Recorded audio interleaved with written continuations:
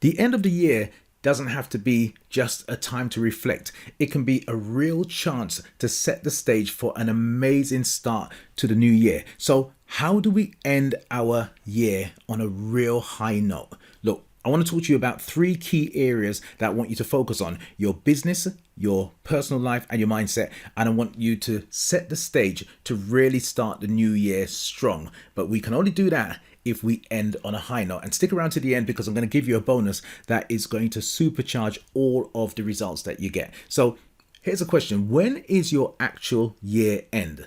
Now, for most people, it can be January through to December. That's a calendar year. But if you're in business, you could be running a completely different year. For instance, in the UK, our tax year runs from April the 6th all the way around to April the 5th. So some people run their businesses to coordinate with the tax year. If you're a parent like me, then September, when the academic year starts, that is a real new year with the children progressing, etc. So it doesn't matter where your year ends and where it starts. What I want you to do is I want you to end on a high, and I want you to start the new year really, really strong. Hi, I'm Anthony Charles, and whether you are running a business or dreaming of leaving at 9 to 5, I'm here to help you to turn your skills and your ideas into real money by growing your impact, your influence, and your income. Look, it's time to be more, to do more, and to have more in your life. And I'm here to guide you every step of the way. So let's get into it. So the first key area I want to look at is your business. How can we end your business year on a high and start the new year strong? Well, let's review the goals. How did the goals go? How many goals did you achieve? Make sure that you celebrate those wins, and the things that didn't go so well, take a look and see what you can do about it. Go to the future section of your business plan, your future goals section, and take a look at what you've planned for the new year. How's it looking? Is there anything that you need to adjust? The things that really worked well, how can you do more of them? And the things that didn't work so well, how can you make the adjustments?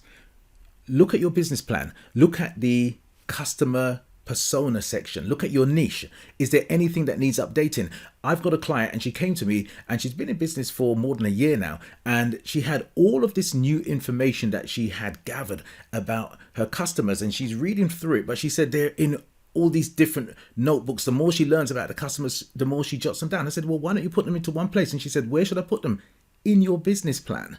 That's what the business plan is for. Sometimes people think that the business plan is just there to write it and then put it to one side. No, when you've got more information about your customer persona, the more you know about them, then put it into one place, because then you've got a point of reference to go back and see how you're going to continue to build your relationships with those customers and those clients.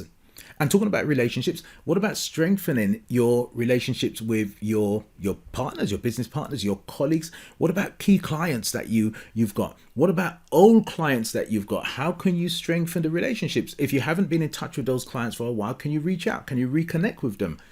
What about your business associates, your stakeholders? Look, I make sure that when I'm coming to the year end, I'm reaching out to all of my clients, my customers, my business associates, my stakeholders, and I'm sending them messages of encouragement, compliments, and hope for the next year. It's really important to keep on building those relationships. And look, if you're a sole trader and you haven't got a partner in the business, I'm lucky. I build a business with my wife. So when it comes down to times like Christmas, for instance, we make sure we have some kind of Christmas drink or some kind of Christmas meal. If you're a sole trader or a solopreneur, as they say in the USA, I think, then if you're coming into Christmas, make sure you make a little bit of a deal when it comes around to Christmas time. Even if you're running the business by yourself, get somebody that you can sit down and have a celebration Christmas drink, or reach out to your clients, or one of your colleagues or one of your stakeholders. Reach out to somebody and make sure you end your year with some kind of celebration. End it on a high. So number 2 is your personal life. How do we end the year on a high and start the new year strong? Well, reflect on your personal goals. Look at the successes that you've had. And this is something I'm guilty of, because I will achieve the goals that I set for myself. And sometimes I don't take the time to really celebrate. So at the end of the year, I like to look back and look at the goals that I set for myself and really take some time to sit down and really celebrate and be happy about the achievements that I've done for the year. And when I do that, it really makes me optimistic about the new year that's coming. So take that time to celebrate and keep on looking for areas of improvements. How can you be better? I say to myself all the time, in everything that I'm doing, every day in every way, I'm getting better and better. Strengthen relationships. Who can you reach out to? Look, schedule quality time with friends and families. I'm telling you something, the time is going. By the time the year begins, next minute the year ends, and I'm forever saying to people, look, I'm going to do more to reach out. And each year I get better and better, but I can still do more. So who can you reach out to? Who can you foster greater, stronger relationships with and end that year on a real high? Now, look, we're talking about reaching out and fostering relationships. Sometimes you've got to cut ties in order to end the year on a high and to start the new year strong. You've got to cut ties.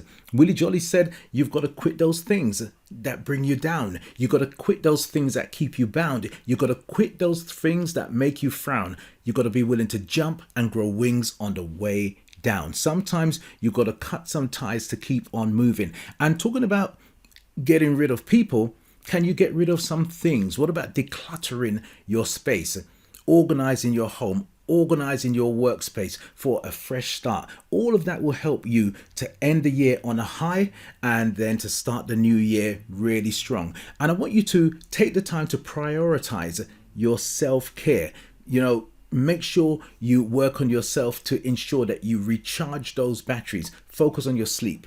Focus on your exercise, focus on your diet, focus on your hobbies, because that's something that I really had to focus on. And I remember hearing that song by George Benson. He made it famous and Whitney Houston sung the heck out of it. The greatest love of all. Learning to love yourself is the greatest love of all. And it's hard to pass on that love if you don't love yourself first. So that's what I want you to do. Look, if you like this kind of video where I share what I've learned through my life experiences and how it helps me to determine the decisions I make on a day-to-day basis and how it can help you too, then look, you've got to subscribe. Join the crew, join the family. We'd love to have you on board. Number 3 is your mindset. And this is the most important area because you can know everything. I can tell you all the things that you need to do. You can know how to do everything. But if your mindset isn't in agreement, then you're going to struggle to get things done. And let's start by practicing gratitude. That's a good place to start. And I want you to list things that you're thankful for this year. Do your best. And here's a challenge for you. Wherever you are now, leading up to the new year, I want you from this point to the end of the year, every day to list 3 things that you are grateful for. 3 things. And when you get to the end of the year, you read that list back and see if you don't end on a high and see if you don't feel strong and powerful to go into the new year. I want you to visualize your success. Picture what the strong start is going to be like next year. Picture what it's going to look like. And if you've got any limiting beliefs, I want you to address those things. Challenge and replace the self-doubt that's holding you back. Got to challenge it. And what can you do right now? Think about it. What can you do to give yourself that final push to get to the end of the year? And I'm hoping you're getting to the end of the year with some energy. I know sometimes we're kind of throwing ourselves across the finish line, but what can you do to give yourself that boost to get past the finish line with hope for the next year and happiness for the year that you've just had? I want you to embrace that growth mindset. I want you to focus on the lessons that you've learned from the challenges that you've had this year, and look at those challenges from this year as lessons learned. Look at them as stepping stones rather than stumbling blocks. Don't look at them as failures, because you can't have success without failure. It's as simple as that. And I told you I'm going to give you a bonus, and this bonus is going to supercharge all the results that you've already got. Look, if you've paid attention and you've taken action on the things that I've told you, then if you do this bonus step, then you're really going to end your year on a high. I want you to ask yourself two simple questions. The first question is, if time and money was not a problem, you've got enough time and enough money, what would you do that you're not doing now? If time and money was not a problem, what would you do? You've got enough time, enough money. You can't have all the money because I need some, but you've got enough time, enough money. What would you do that you're not doing now? The second question is, if you knew you couldn't fail, what would you attempt? And that means tomorrow morning you wake up and anything you put your hands to, it is going to succeed. And not like that, but it's going to succeed once you put the energy and the effort in. If you knew you couldn't fail, what would you attempt? Write down that list. I'm telling you, that list alone can let you end this year on a high and start the new year strong, because that's what you've got to get done. Look, if you're ready to be more, to do more, and to have more, and to get on that road of turning your ideas and your skills into money, then download your essential business startup checklist. It's a simple checklist and it will give you a clear picture of where you are on your business journey, and it will tell you what you need to do next. The link is in the description box underneath. All I can ask you to do is to keep on being amazing, because you are. Thanks for watching. Click on this video here where I show you how to use those 2 questions I told you about to totally change your life. And click on my face here to join the family and subscribe.